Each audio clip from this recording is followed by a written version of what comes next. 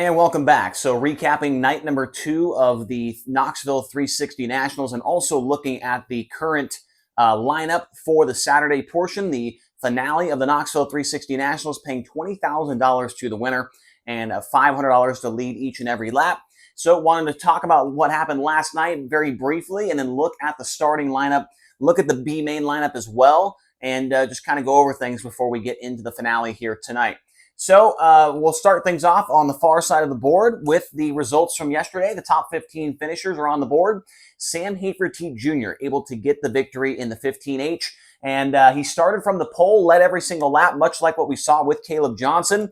But I would say Hafertepe much more, he was challenged a whole lot more than Caleb Johnson was on his prelim night. And there were quite a few more yellows in the mix there. Corey Eliason with a really, really good run, finished in the second position. And I'm not going to lie, I was kind of pulling for him. It's been a really tough year for him and that Ridge and Sun Racing team. It would have been a huge, huge win for him. I know it's not a 410 win, but a 360 Nationals prelim night win would go a long ways with this team right now. Obviously, that team is based in the Knoxville area. Corey Eliason, I think he almost kind of lives in that area a little bit right now. I mean, obviously he's from Visalia, but I'm pretty sure he's kind of based in that area. I might be wrong. Maybe it's Indy. I'm not sure. But it would have been a big win nonetheless for Corey Eliason. He started fourth, had a good battle midway through the race with Brian Brown, and maybe had one mistimed yellow there. And if that yellow didn't come out, he probably would have gotten by Hafertepe and ended up with the win. Brian Brown finished in the third spot. I thought for sure once we saw him on the front row of the feature that he was going to dominate this race, and that was not the case. So Brian Brown finished in third, and not a very incredible points run for him because he qualified 15th on the night, so he's not going to start too far forward in the feature. Jake Buback, how about that? Fourth place result for car number 27B. And, Jake Buback, one of the more underrated drivers, I would say, in 410 sprint car racing right now, and can still get the job done in a 360, can get the job done in a midget as well. And we've seen him do great things in 305 sprint cars as well. So Jake Buback, nice job representing Colorado, finishing in fourth. Casey Kane was a guy that was extremely good in this race. Started ninth, got to fifth, and he had a solid night. Not a very good qualifying effort there, but the feature, he went forward and looked like for a moment there he was going to challenge for a podium position. It did not end up happening, but a fifth-place result. Casey Kane is going to be happy with that. Tyler Courtney got into an incident on the very first corner of the race, which knocked the nose wing all askew, and he was never able to recover after that. He started seventh, and he finished in sixth, so gained one spot. I think he would have passed more cars if he did not have that nose wing damage. Obviously, Knoxville is a very aero-dependent racetrack, and without a nose wing going the right direction, Tyler Courtney struggled in that one. Ryan Giles, we expected him to be good. He finished up in seventh. Kerry Madsen with the best B-main charge that we've seen so far this week in the 360 Nationals. We saw Cole Macedo 2 nights ago. He went from 22nd to like 13th, I think. Kerry Madsen, 21st to 8th. And in about 4 laps, he was up from 21st to 13th. So he made really quick work of the field, and it was a good night. 8th, 6th, and 8th. So 8th qualifying, 6th in the heat race, and 8th in the feature. Kerry Madsen is going to roll off where's he going to roll off from? Somehow he's way back here. I'm not really sure how that works. I feel like there's something wrong there. I don't know. Doesn't that seem like that's a little bit off for him to start 19th? But that's where they had him on the starting lineup. So, yeah, that doesn't really make much sense to me that he qualified 8th, was 6th in the heat race, and 8th in the feature. But who knows? Tasker Phillips was 9th. Alex Hill. How about Alex Hill? She can absolutely plug the bottom.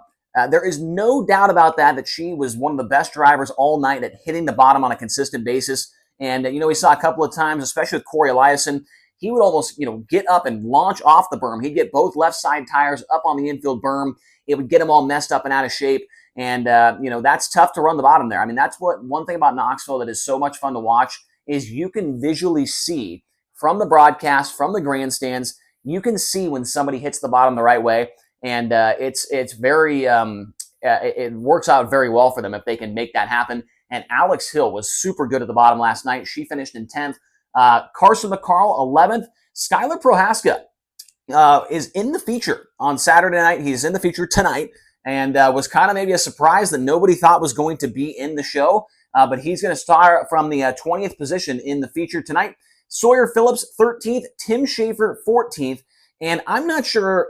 I mean, it just goes to show how much qualifying helps out with your point total. Zeb Wise finished in 15th position. He qualified second, and he is still going to start from the 18th spot in the feature tonight. So just goes to show that qualifying may be more important than the feature, and that's something we'll have to keep an eye on throughout the 410 Nationals as well. Now, I want to mention this as well, because when I made the preview video for this 360 weekend, I put up both boards. I put up the Thursday night qualifiers and the Friday night qualifiers, and I said that the Friday night portion looked like it was going to be much, much harder. It was way more deep of a field. And if you look at this, the 20 guys that are in the feature right now, 10 of them from Thursday and 10 of them from Friday. So you can't really say much else than that, it was dead split down the middle between the two prelim nights. So kudos to the guys at Knoxville who put the prelim nights together. They must have got them just right, because it's even from both sides. Now, looking at the B main going into the night, it's going to be an 18-lap B main. So basically the distance of a regular 360 A main event at Knoxville on a weekly basis. Casey Kane is going to roll off from the pole. He was 21st in points after the 2 nights. Chase Randall, 22nd. Riley Goodnow, 23rd. And Ryan Giles, 24th. So those guys will start 1st, 2nd, 3rd, and 4th in the B main.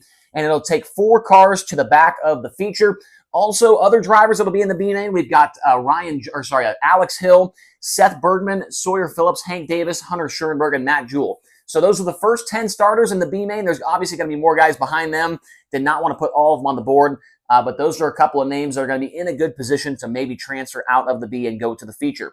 Now, looking at the lineup here, there are 6 drivers making their first ever 360 Nationals main event, and one of them is on the pole, that being Emerson Axum in the Klossmeyer Petrie Racing 27A car. He will roll off from the front row, and he is making his first ever A-main start at the 360 Nationals. Also in that same boat are Tyler Groenendijk.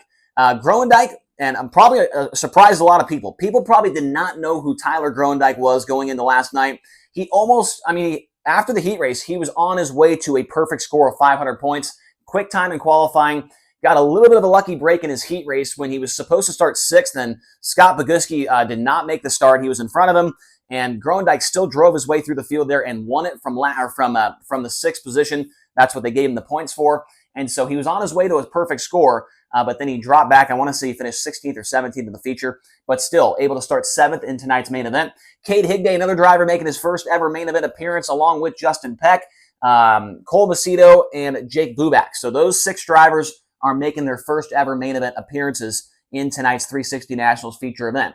So the front row is Axum and Courtney, even with that nose wing damage, able to salvage good points and start on the front row of the main event. And you got to think that with his experience of winning, he's led laps at the 410 Nationals. He's won a lot of races in his career. Kings Royal features. He's won Crown Jewel events before. You've got to think that he has the slight advantage when you look at the 2 guys on the front row. Axum has definitely won some races in his career, but he's never won a race of this caliber, right? And so maybe the nerves getting him a little bit. He doesn't have that experience of being in that position to win a huge race, unlike Tyler Courtney. So I would have to give the advantage to Tyler Courtney going into this main event. Corey Eliason and Austin McCarl on row number 2. McCarl making his 5th ever 360 main event, and Corey Eliason in his 7th main event. And then on row number 3, you've got a couple of Knoxville regulars with Jamie Ball in the 4W and Tasker Phillips in the 1TZ. So Ball with his 8th ever main event start, and Tasker Phillips with his 3rd. And then you got 2 guys that I feel like both of them going into the weekend, if you are somebody that watches maybe the Outlaws or maybe High Limit exclusively when you watch sprint car racing, you probably didn't know who either of these guys were going into this weekend. Caleb Johnson in the 6th and Tyler Groenendijk rolling off from the 4th row. Johnson making his 2nd ever main event start, and we mentioned Groenendijk earlier with his 1st ever one. So great job. Hat tip to those 2 guys for making it happen, and they're going to be really happy with just making the show, especially Groenendijk, I would say. It's been a tough year for him. He's been running the 360 Nationals for a couple of years now, and he makes the show. Brian Brown and Terry McCall. So interested to see there that the 2 guys with the most ever 360 Nationals A-main event appearances are on the same row in row 5. Brian Brown qualifies for his 23rd feature, and Terry McCall for his 21st. And then right behind them, 2 guys making their first ever start with Higday and Macedo. Row 7 is where you're going to find last night's winner, Sam Hafertepe Jr. He's going to roll off in 13th. He was 16th in qualifying, 4th in the heat race, and obviously won the main event.